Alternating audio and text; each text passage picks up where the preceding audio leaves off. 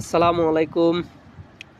আহ, আমি আপনাদের কাছে আর্মেনিয়ার একটা যেটা রিয়েলিটি, যে টিআরসি নিয়ে কি বাংলাদেশে আসা যায় কি না, বা এটার সিস্টেম কি, ওইটা নিয়ে আপনাদের কিছু গুরুত্বপূর্ণ কথা বলবো।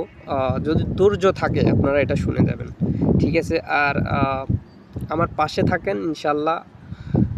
যেটা সত্যি কথা বলতে গেলে, যেটা সত্যি কথা, আর্মেনিয়াতে টিআরসি নিয়ে প্রথমে টিআরসি বানাতে হবে, ঠিক আছে? তারপর এই টিআরসি বাংলাদেশে পাঠাবে। আপনার প্রথমে বাংলাদেশ থেকে পাসপোর্ট এবং নিয়ে আসা হবে কুরিয়ার করে, এখানে টিআরসি বানিয়ে তারপর ওইটা টিআরসি এবং পাসপোর্ট বাংলাদেশে পাঠিয়ে তখন টিকিট করে বাংলাদেশ থেকে আসা যায়। এরকম আসছে, তবে আহামরি না যে এরকম এভেলেবেল না, আহামরি না, আসছে কিছু মানুষ ওই সিস্টেমে আসছে। তবে কথা হলো এটাই যে বাস্তবে টিআরসি বানিয়ে আসার যে প্রসেসটা, ওটা কতটুকু সহজ। তো যেটা সত্যি কথা, আর্মেনিয়াতেন টিআরসির যে ব্যাপারটা, টিআরসি কিন্তু রিজেক্ট হয় আপনার জন্য। আপনার যে এজেন্ট, হ্যাঁ, আপনার যে দালাল বলেন, ও যে আপনার টিআরসির জন্য আবেদন করবে, ঠিক আছে, ওইটা রিজেক্ট হবে না।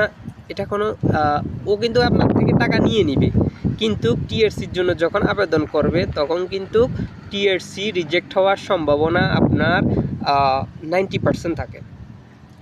90% টিআরসি রিজেক্ট হওয়ার সম্ভাবনা থাকে।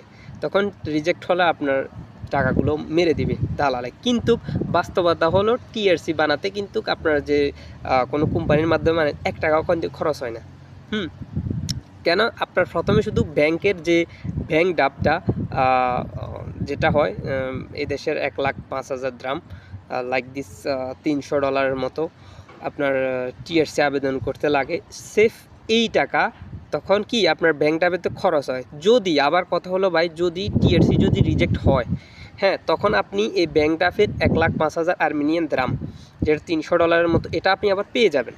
এটা এই দেশের গভর্নমেন্ট আপনাকে দিয়ে দিবে, ঠিক আছে? এটা কিন্তু আপনারা মনে রাখবেন। কিন্তু দালালরা কি করবে, আপনার টাকাগুলো ভাই মেরে দেবে। এই জন্য কথা হলো ভাই, অথেন্টিক, হ্যাঁ। আপনি বলতে পারেন ভাই তাহলে কি আসা যায় না? হ্যাঁ ভাই, আসা যায়, কিছু মানুষ এসেছে।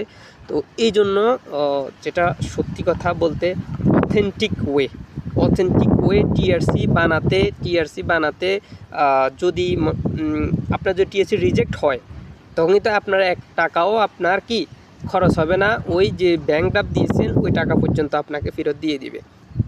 কিন্তু অনেক দালাল আছে, তারা এটা বলে টিআরসি 100% শিওর, বাই টিআরসি কোনো 100% শিওর না।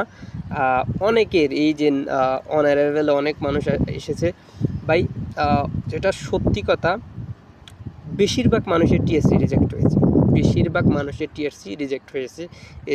এই দেশে বেশিরভাগ টিএসসি রিজেক্ট করে দেয়। আমি জানি না কেন। বেশিরভাগ যদি কোম্পানি যদি বালা না হয়, হ্যাঁ, কোম্পানি যদি কাগজপত্র ঠিক না হয়, বেশিরভাগ কোম্পানি রিজেক্ট করে দেয়। তো এই জন্য যদি কেউ থাকে ওই রকম অথেন্টিক ওয়েতে, হ্যাঁ, আপনার আত্মীয় কাছের কেউ, ভাই দালাল, আমি যেটা বলতেছি, দালালের ফান্দে পড়িয়েন না ভাই, ঠিক আছে? আপনার টাকার মূল্য আছে ভাই, দালালের ফান্দে পড়িয়ে না। টিআরসি বিষয় যেটা আমি বলতেছি ভাই, আপনি খোঁজ নিয়ে দেখেন। আমি যেটা বলতেছি এটার থেকে এক বিন্দুও কি মিথ্যা কথা হবে না। 100% আমি সত্যি কথা বলতেছি টিএসসির বিষয়টা, ঠিক আছে? আপনার শুধু ব্যাংক ড্রাফট 1,05,000 দ্রাম লাগে, বাস, ওইটাই, ঠিক আছে ভাই? যাকে বিশ্বাস করেন ভাই, আত্মীয় স্বজনের মধ্যে থাকলে তো এক হিসাব আপনি দিতে পারেন বা ট্রাই করতে পারেন, ঠিক আছে? তবে ভাই দালালের ফান্দে পড়িয়েন না, ঠিক আছে? তো ভালো থাকবেন সবাই, পাশে থাকবেন। আশা করি নতুন নতুন আপনাদেরকে খবর দেব ওমান আর্মেনিয়া নিয়ে, ঠিক আছে? তো ভালো থাকবেন। আল্লাহ হাফেজ।